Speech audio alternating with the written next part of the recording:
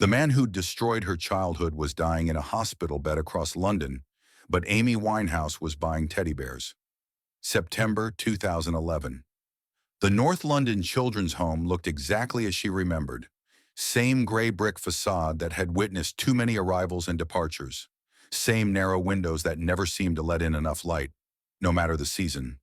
Same metal gate that clicked when it closed behind you. The sound that meant you weren't leaving anytime soon. The sound that had haunted Amy's dreams for years.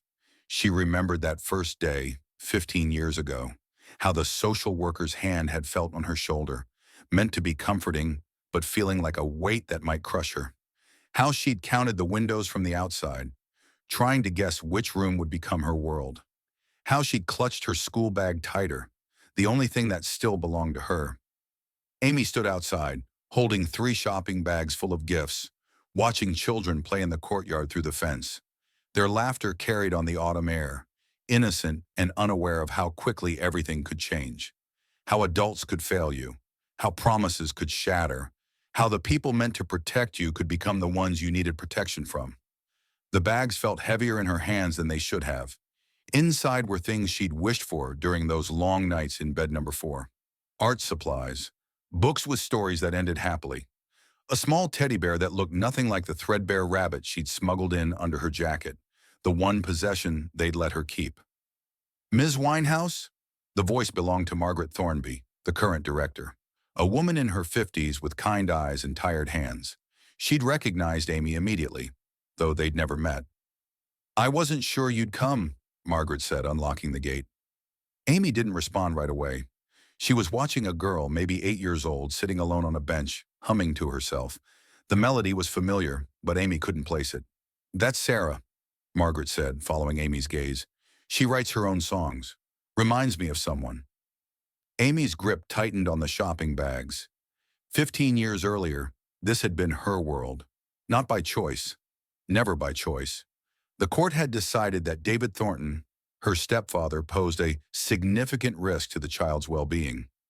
The bruises had finally been too obvious to ignore. Her mother, Janice, too broken by her own battles to fight for custody, had signed the papers with shaking hands. Amy had arrived here at age 11, carrying nothing but a school bag and a fury she didn't know how to name. A fury at David for what he'd done, at her mother for not being strong enough to stop it, at herself for not being the kind of daughter worth protecting, at a system that took children from bad situations and dropped them into different kinds of abandonment. That first night, she'd lain in bed number 4, listening to the unfamiliar sounds of the building, pipes settling, other children crying into their pillows, thinking no one could hear. The night supervisor's footsteps in the corridor, checking doors. Amy had pulled the thin blanket over her head and made herself a promise. She would survive this place. She would get out, and she would never, ever let anyone have that kind of power over her again. "She doesn't speak much," Margaret was saying about Sarah. "Been here 3 months. Mother's in rehabilitation. Father's not in the picture." Amy watched Sarah's lips move silently, still humming that tune. Inside, the home smelled like industrial cleaner and something else Amy remembered. Hope mixed with resignation. Dreams deferred but never quite abandoned. The same linoleum floors, scuffed from years of small feet running down corridors. The same bulletin board by the front desk, covered with drawings and school photos, a rotating gallery of children who'd passed through these walls. Amy paused at the board. Some faces she recognized. Others were new, testament to the endless cycle of broken families and second chances. In the corner, barely visible, was a drawing she'd made at 12. A stick figure girl with wild hair, standing on a stage, musical notes floating around her head like stars. "I remember that one," Margaret said softly, following Amy's gaze. "You drew it after the music teacher, Mrs. Patterson, heard you humming in the corridor. She said you had something special." Amy touched the faded edges of the drawing. Mrs. Patterson had been kind. She'd stayed after hours to teach Amy basic chords on the old guitar in the common room. But budget cuts had eliminated her position after 8 months.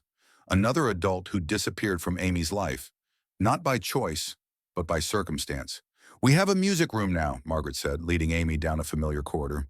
"Donated piano, few guitars, nothing fancy, but the children love it. They passed the room where Amy had slept.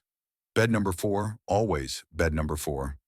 She'd written her first real song on that thin mattress, whispering lyrics into her pillow so the other girls wouldn't hear. The words had been raw, angry, full of 11-year-old rage and 13-year-old heartbreak. But they'd been hers, the first thing in years that belonged completely to her. Room 12B looked smaller now.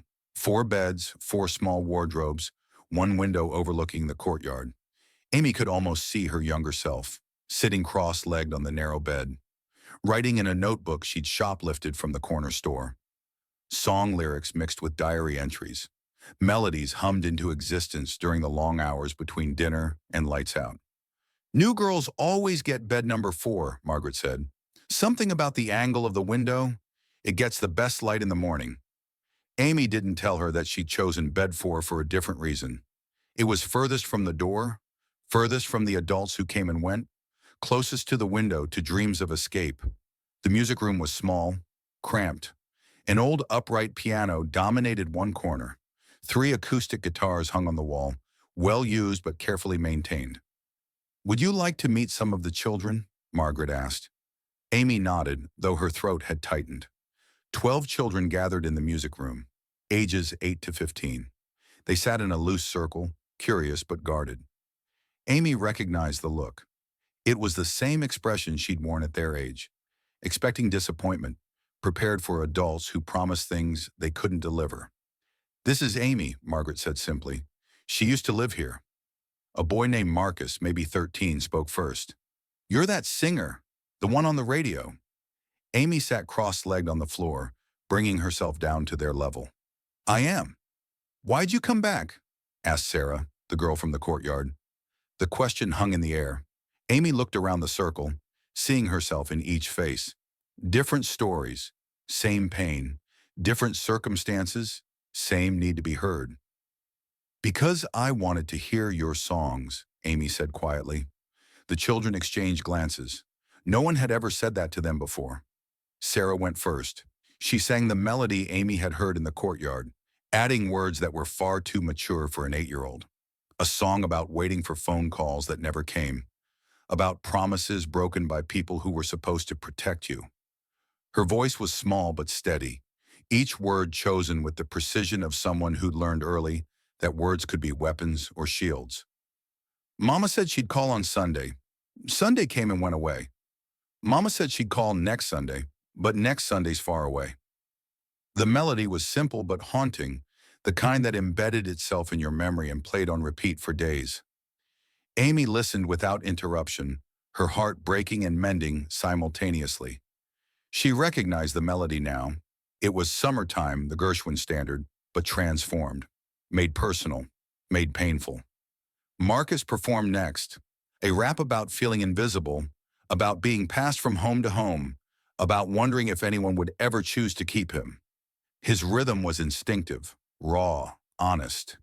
He beat out the tempo on his knees, his words flowing in a torrent of frustration and hope. "Move me here and move me there, like I'm furniture they don't want to repair. New family, new rules, new lies. Same old feeling behind these eyes." His voice cracked on the last line, 12-year-old vulnerability breaking through 13-year-old bravado. Then came Emma, 14, with a ballad about her mother's addiction. She sang with her eyes closed, as if the words hurt too much to see while speaking them. Her voice was trained, controlled, the sound of someone who'd been in school choirs before life fell apart. Tom, 12, followed with a song about his father's anger. He played air guitar while he sang, his whole body moving with the music that existed only in his head. Lisa, 10, sang about the sister she'd been separated from, her voice barely above a whisper, but carrying the weight of years of longing. Each song was a small miracle, not perfect, not polished, but real in a way that most professional music never achieved. When the last child finished, Amy stood up slowly. "Your turn," Sarah said. Amy hadn't planned to sing. She'd come to listen, to give, not to perform. But Sarah's words felt like a challenge, and Amy had never backed down from a challenge. She walked to the piano, sat down, and placed her hands on the keys. The song that came out wasn't Rehab or Valerie or any of the hits the children might have expected. Instead, it was something she'd written here, in this building, 15 years ago. A song about a little girl who sang to keep the darkness away, who wrote lyrics on scraps of paper and hid them under her mattress. Little bird in a concrete cage, dreams of flying but forgot her age, sings to walls that never answer back, paints her future in shades of black. The piano beneath her fingers was out of tune, some keys sticking slightly, but Amy played through it, around it, making the imperfections part of the melody. Her voice filled the small room, not the big, powerful sound from her albums, but something quieter, more vulnerable. The voice of the girl who'd slept in bed number 4. The voice that had whispered songs into pillows and hummed melodies in empty stairwells. Raw, unpolished, real. The children sat mesmerized. This wasn't Amy Winehouse, the celebrity. This was Amy, the girl who'd survived what they were surviving, who'd found a way to transform pain into something beautiful. But little bird, your cage has keys, hidden in your melodies. Every song you sing alone makes these walls a little less like stone. Her voice grew stronger with each verse, not louder, but more certain, more alive. When she finished, the silence stretched long and profound. Outside, traffic hummed along the main road. Somewhere in the building, a television played quietly. But in the music room, 12 children and one woman sat in the kind of silence that follows truth. "Did you write that here?" Emma asked. Amy nodded. "Will you teach us?" Sarah whispered. For the next 2 hours, Amy worked with each child individually. She showed Marcus how to layer rhythms, how to use pauses and emphasis to make his words hit harder. She taught him to feel the beat in his chest, not just count it in his head. With Sarah, she helped find the bridge to her melody, that crucial musical moment that transforms a verse into something complete. "Every song needs a door," Amy explained, her fingers finding the chords on the piano. "The bridge is how you walk from one room of emotion into another." Emma needed help with breath control, with using the spaces between words to add emotion. "Don't rush to fill every moment with sound," Amy told her, demonstrating on the piano. "Sometimes the silence says more than the notes." Tom wanted to learn guitar, so Amy sat beside him, positioning his fingers on the frets of one of the wall instruments. "Start with this," she said, showing him a simple progression. E, A, B, 7. Most of the songs you love started with just 3 chords. Lisa, the quietest of the group, whispered that she wanted to write a song but didn't know how to begin. Amy knelt beside her chair and said, "Start with one true thing, one thing you know for certain. Everything else will follow." She wasn't performing. She wasn't entertaining. She was sharing the one thing that had saved her life. The knowledge that music could be a ladder out of darkness, a bridge over pain, a voice when you felt voiceless. As the afternoon wore on, Margaret watched from the doorway. She'd never seen the children so engaged, so hopeful. Amy wasn't just giving them music lessons. She was showing them that their stories mattered, that their pain could become their power. When it was time to leave, Amy distributed the gifts she'd brought. Notebooks for lyrics, guitar picks, a small keyboard for the music room. Nothing expensive, but everything chosen with care. Sarah approached her at the gate. "Will you come back?" the girl asked. Amy looked down at her, seeing herself 2 decades ago. "Would you like me to?" Sarah nodded vigorously. "Then I will." As Amy walked away, she could hear singing coming from the music room windows. The children were performing Marcus's rap together, their voices blending in an impromptu chorus. Across London, David Thornton lay in his hospital bed, alone. The man who had once wielded such terrible power over a small girl was dying forgotten, his attempts to reconcile with Amy and claim a piece of her success having failed completely. The letters had started arriving 3 years ago, when Amy's fame reached its peak. Flowery apologies written in the same handwriting that had signed school permission slips before everything fell apart. Claims of having always believed in her talent. Requests for meetings, for chances to explain, for opportunities to be part of her success story. Amy had never visited him, never answered his letters, never acknowledged his existence after that final, pathetic phone call 2 years earlier, when he'd claimed to be proud of what she'd achieved. She'd listened to him for exactly 90 seconds before hanging up. 90 seconds of excuses, justifications, and revisionist history. 90 seconds of a dying man trying to rewrite the story of what he'd done to a child who couldn't fight back. The nurses at the hospital later said he'd kept asking if anyone had called for him, if any messages had been left, if a young woman with dark hair and tattoos had asked about visiting hours. They said he died still waiting for a forgiveness that would never come. But the children at the home would see her again the following week, and the week after that. In interviews years later, Margaret Thornby would tell journalists about those visits, how Amy would arrive quietly, usually on weekday afternoons when there were no reporters around, how she never sought publicity for her work with the children, how she'd funded a proper recording studio in the building's basement. She understood their pain, Margaret would say.